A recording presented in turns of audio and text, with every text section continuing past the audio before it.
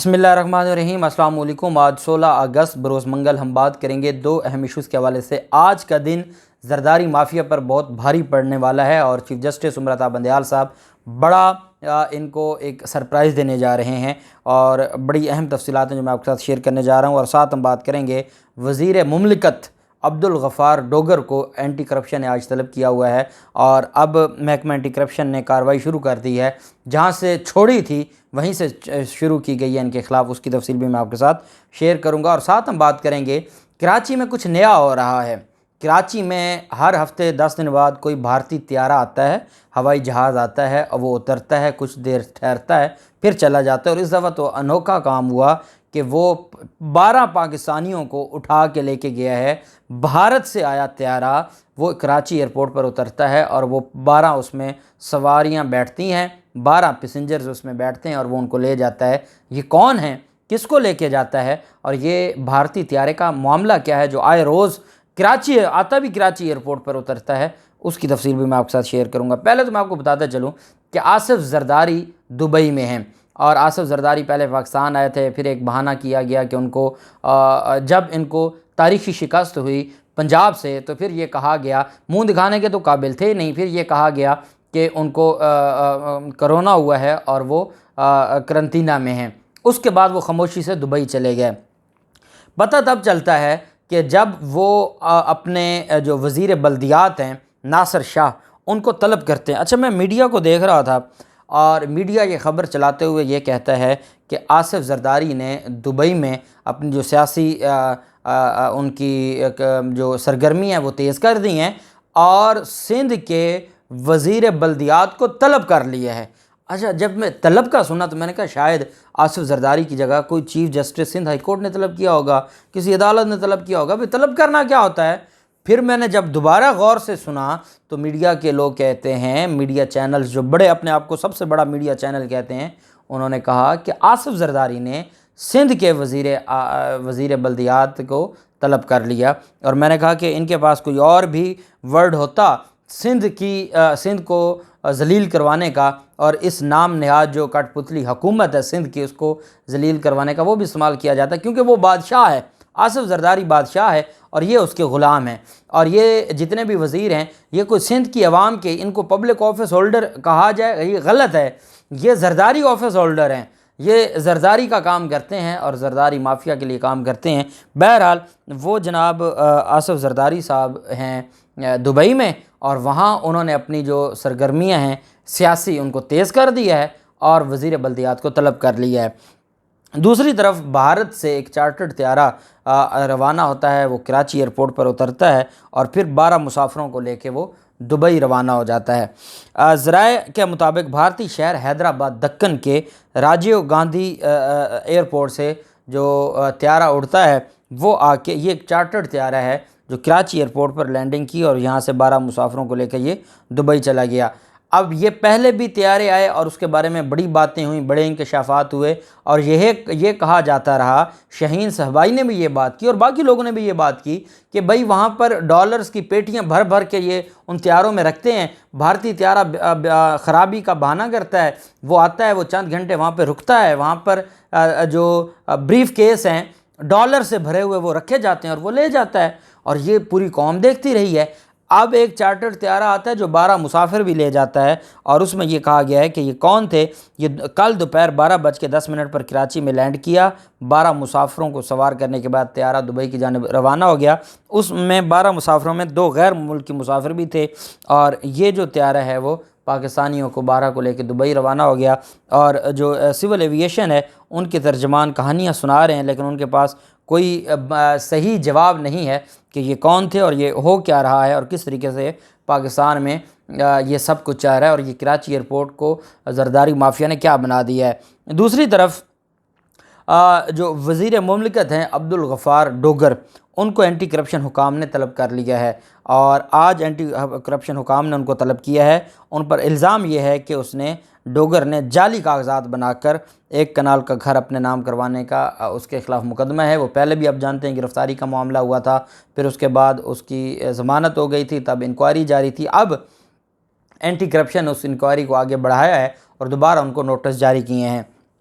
جبکہ جو وفاقی حکومت ہے، نون لیگ اور باقی لوگ، وہ یہ کہہ رہے ہیں کہ عبدالغفار ڈوگر کو اس وجہ سے طلب کیا گیا ہے کہ وہ N157 میں پیپلز پارٹی کے امیدوار علی موسیٰ گیلانی ان کی حمایت کر رہے ہیں۔ علی موسیٰ گیلانی کی حمایت کرنے کی وجہ سے ان کو بلایا جا رہا ہے۔ یہ نہیں بتاتے کہ اس کا پہلے کرتوت کیا تھے اور اس کے خلاف کون کون سے کیسز پہلے سے چلتے آ رہے تھے، اور پھر یہ امپورٹڈ سرکار آنے کے بعد اور رانا عبدالجبار کو جب بنایا گیا، جو ثانیہ ماڈل ٹاؤن کا ملزم ہے، مرکزی ملزم ہے، اس کو جب ڈی جی بنایا گیا اینٹی کرپشن کا، تو اس نے پھر ان سارے لوگوں کے خلاف کارروائیاں روک دی تھیں جو اب دوبارہ سے شروع ہوئی ہیں۔ ایک بات میں آپ کو بتا دوں، عمران ریاض خان نے جو کل ٹویٹ کیا ہے، عمران ریاض خان اپنے آفس جاتے ہیں، ایکسپریس ٹی وی انہوں نے حال ہی میں تو جوائن کیا ہے، 8 بجے ان کا پروگرام ہوتا ہے، اور وہ 8 بجے جب اپنے آفس جاتے ہیں تو ان کو بتایا جاتا ہے کہ ہم آپ کو آن ایئر نہیں جانے دے سکتے۔ کیوں نہیں جانے دے سکتے؟ کون سی غلطی یا گستاخی ہو گئی ہے؟ کہتے جی غلطی گستاخی کوئی نہیں ہوئی، بس ہم آپ کو نہیں جانے دے سکتے، ہمیں اجازت نہیں ہے، وہ واپس آ جاتے ہیں۔ یہ جو مافیا ہمارے ملک میں کام کر رہا ہے، میں یہ سمجھتا ہوں کہ یہ اچھا ہوا کیا کہ عظمیٰ بخاری کے ساتھ ان کی ایک منہ ماری ہوئی ٹویٹر پر، اور 5-6 ٹویٹ تھے جو عظمیٰ بخاری کو انہوں نے جواب دیا، اور زرداری اور شریف مافیا کے حوالے سے جو باتیں کیں، اور جو باتیں آگے عظمیٰ بخاری نے کیں، اور اسی طرح سے کچھ باتیں عمران ریاض خان نے کیں۔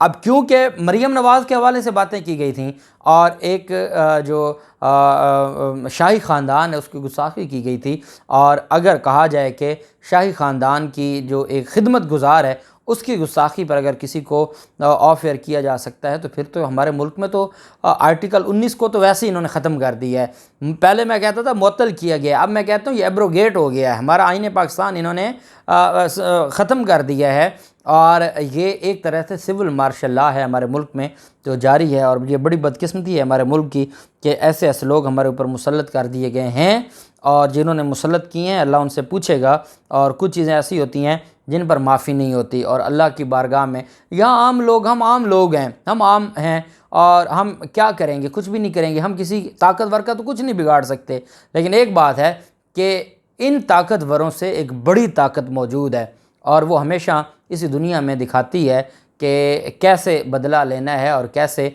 جس نے غلطی کی ہے یا جرم کیا ہے یا مظلوموں پر ظلم کیا ہے ان سے کیسے بدلہ لینا ہے، ان کو کیسے کیفر کردار تک پہنچانا ہے، یہ اللہ کی جو بارگاہ ہے وہ سب سے بہتر حساب لینے والی ہے۔ اچھا، ایک لوکل باڈی الیکشن کے حوالے سے MQM کی درخواست تھی زرداری مافیا کے خلاف۔ سندھ حکومت نے حلقہ بندیاں کی، اور یہ الیکشن کمیشن نے انوکھا کام کیا کہ سندھ حکومت کو ساتھ ملا کے حلقہ بندیاں کی، جہاں پر پیپلز پارٹی کے ووٹرز زیادہ تھے اور وہ ایک خاص ایریا تک تھے، اس ایریا کی حلقہ بندی کر دی۔ جہاں پر MQM کے لوگ یا PTI کے زیادہ تھے، وہاں انہوں نے کاٹ کے وہ دوسرے حلقوں میں، تاکہ ان کی میجورٹی والے ایک حلقہ ہو ہی نہیں، وہ ایک حلقہ بنے ہی نہیں، تاکہ ان کا کینڈیڈیٹ نہ جیتے، اور جو انہوں نے پھر جعلی ووٹ اور پھر جعلی جو ڈومیسائل اور سارا کچھ بنوایا ہوا ہے، تو یہ اس طریقے سے مینج کر کے الیکشن جیتنا چاہتے تھے، اور پھر انہوں نے حلقہ بندیاں کر کے پہلا جو الیکشن کروایا، کیا بات ہے، بلدیاتی الیکشن، اور اب جو دوسرا ہونے جا رہا تھا اس حوالے سے MQM نے، کیونکہ MQM کو اپنی تکلیف تھی، وہ کوئی عوام کے لیے تو گئی نہیں، اب کیونکہ MQM بھی رگڑی جا رہی تھی، اور زرداری تو نہیں چاہتا کہ وہ استعمال تو ضرور کر رہا ہے، اور یہ کسی کے کہنے پہ استعمال ہو رہے ہیں، وہ کوئی زرداری کے سگے تو ہیں نہیں کہ زرداری کے لیے استعمال ہو رہے ہیں، تو زرداری نہیں چاہتا کہ کراچی میں MQM ہو، بلکہ زرداری یہ چاہتا ہے کہ کراچی حیدرآباد بھی ان کے پاس ہو۔ اب زرداری کے پاس ہے نہ MQM کے پاس ہے، کراچی تو عمران خان کے پاس ہے۔ اب یہ ایک ان کی طرف سے ایک تھا، اور اس کو فروغ نسیم صاحب نے چیلنج کیا تھا MQM کی طرف سے، اور اس پر سپریم کورٹ آف پاکستان میں کل سماعت ہوئی ہے، اس کا احوال میں آپ کو بتانے جا رہا ہوں، اور آج کیا ہونے جا رہا ہے وہ بھی میں آپ کو بتاؤں گا۔ جسٹس منصور علی شاہ صاحب اس بینچ کا حصہ تھے، اور چیف جسٹس عمر عطا بندیال صاحب ہیڈ کر رہے تھے، اور MQM نے کہا کہ الیکشن کمیشن نے بلدیاتی الیکشن 2 مرحلوں میں کرانے کا شیڈول جاری کیا۔ پہلے فیز میں لوکل باڈیز الیکشن ہو چکے ہیں، کراچی، حیدرآباد، بدین اور ٹھٹھہ میں الیکشن ہونا باقی ہے۔